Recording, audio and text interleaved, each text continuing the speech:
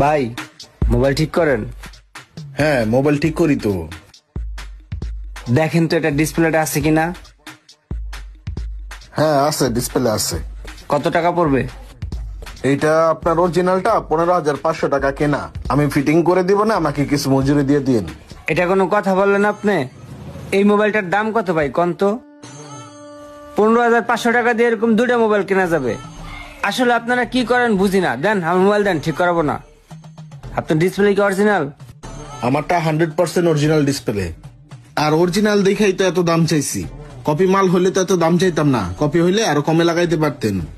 আচ্ছা ঠিক আছে, লাগাইলে আসুন। ঠিক আছে, দেখেন আবার কপিটা লাগাইলেন না। 420 দোকানটা কোন পাশে যে